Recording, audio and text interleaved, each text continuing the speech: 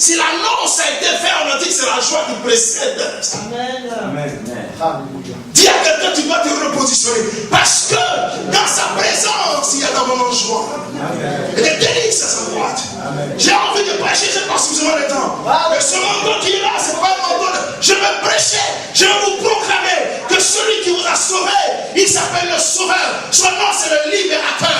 Celui qui est capable de détacher les liens qu'on n'a jamais pu détacher sur sa vie. C'est Jésus qui fait les choses qu'un homme ne peut faire. Il accomplit ce qu'un homme ne peut faire. Il rentre là où un homme ne peut rentrer. Tu peux prendre tout le monde pour te dire accompagne-moi. Ils ne pourront pas arriver avec toi si tu te refais 1000 mètres. Mais ce Jésus te transportera et te fera passer tous les obstacles de ton existence et te portera jusqu'au port désiré. Parce qu'il est le libérateur. Il est le libérateur. Il est celui qui libère. C'est le délivreur. Il libère ceux qui croient en lui. Et ma Bible me dit que les anges ont annoncé que c'est un sujet de joie. Ils n'ont pas dit un sujet de mort, un sujet de tristesse, un sujet d'angoisse, un sujet de maladie, un sujet de frayeur, un sujet de chair. Mais ça sera un sujet de grande joie. Malachie chapitre, attendez, Néhémie chapitre 9 me dit que la joie de l'Éternel est ma force. Cela veut dire que l'ange nous annonce désormais que la joie de Dieu est manifeste.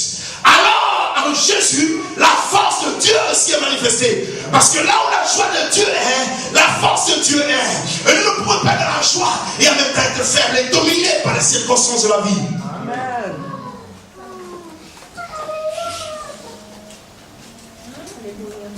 Sais-tu qui tu es? Amen. Est-ce que tu sais qui tu es? Amen.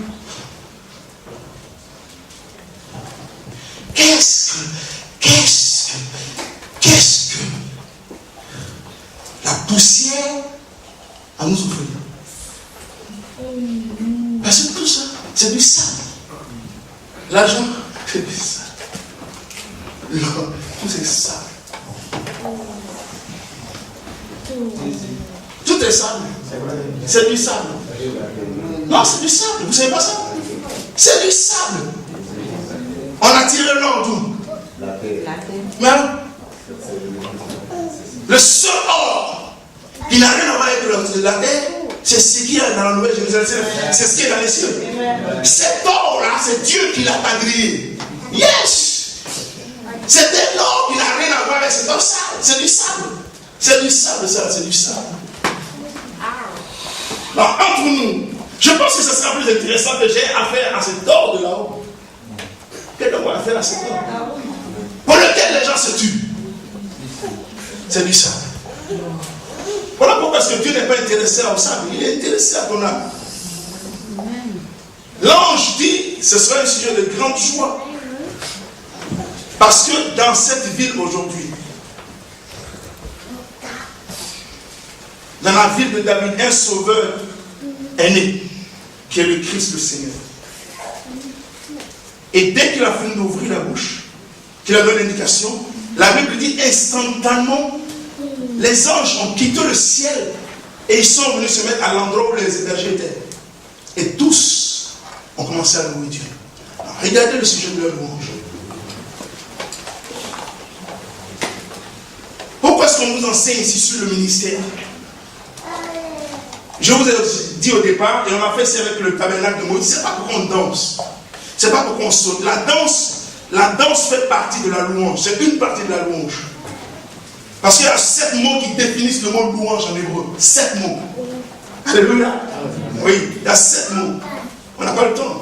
La danse fait partie de la louange. Mais c'est surtout pour que dans notre louange, touchant tellement Dieu, il y ait une armée angélique qui sort de nulle part et qui vient dans ces lieux pour louer Dieu avec nous. Parce que ceci me démontre que quand l'information et les choses sont faites selon l'ordre de Dieu, les anges viennent pour louer Dieu avec son peuple. Alors, la Bible nous dit que ces anges, automatiquement, se sont joints à l'ange qui était dans les cieux et ils ont commencé à faire des louanges, gloire à Dieu dans les lieux très hauts et paix sur la terre parmi les hommes que Dieu agrée. En d'autres termes, sur la terre ce que Dieu agrée. À cause de la présence de Jésus, ils auront la paix de Dieu, ils auront la tranquillité, ils auront l'accomplissement, ils auront la prospérité, ils auront une longue vie, parce que Dieu les agrée. Jésus vient avec la paix. Parce que Ésaïe chapitre 9 me dit qu'il est le prince de paix. Amen. Et il y a de quoi louer Dieu, il y a de quoi magnifier Dieu, parce que j'ai cru en celui qui envoie la paix. Et si j'ai cru, c'est parce que Dieu m'a agréé. Si Dieu ne m'avait pas agréé, je ne serais pas partie de ceux qui sont sauvés. Amen. Je suis donc dépositaire de la paix que l'ange a annoncée. Parce qu'il a dit paix sur la terre aux hommes que Dieu agrée. Il n'a pas dit malheur sur la terre. Il n'a pas dit destruction. Il dit paix. C'est un ange qui annonce la paix. Je peux bénir Dieu de ce que je suis dans la paix du Seigneur. Amen. Je peux magnifier Dieu parce que je suis en paix avec mon Dieu. Si j'ai des soucis avec les hommes, ça ne me troublerait pas. Mais si j'ai des soucis avec Dieu, je serai plus troublé. Je me rends compte qu'il y a plusieurs raisons de louer Dieu. Parce que l'ange a béni. Il a libéré la parole. Il dit que ce que Dieu a créé, la paix sera sur eux. Amen. Dans votre version, au son de bonne volonté. Donc toi et moi, nous n'allons pas lutter pour être accomplis sur la terre. Parce qu'il était déjà dit que ceux qui ont cru, ceux qui auront marché, ceux que Dieu aurait agréé, la paix de Dieu sera sur leur vie. Le mot paix veut dire simplement absence de trouble, tranquillité, prospérité. Je ne peux pas aller chercher les troubles parce que moi-même je suis un homme de paix. Non, je vais aller plus loin pour parler de paix. Quand David devrait bâtir le temple, Nathan lui a dit, tu as le désir de bâtir un temple pour Dieu, qu'il te soit fait selon que tes mains te donnent la force. Va bâtir un temple. Parce qu'il a regardé le tabernacle, il dit non, ce n'est pas possible de laisser le tabernacle de Dieu quelque part, et moi j'ai une maison, mon Dieu n'a pas un endroit pour dormir. Il a consulté le prophète. Le prophète, sans consulter Dieu, Dieu lui dit, va construire. Mais le nom de David, c'est David. On a regardé la révélation. Quand David se prépare à construire, quand il fait le projet, il a le plan du tabernacle, il a le plan de la construction du temple. Automatiquement, Nathan revient vers lui. Dieu dit que tu ne peux pas construire un temple pour lui. Parce que tes mains sont souillées de ça. Tu es un homme de guerre. Mais entre nous, ce n'est pas Dieu qui a dit que David était allé faire les guerres.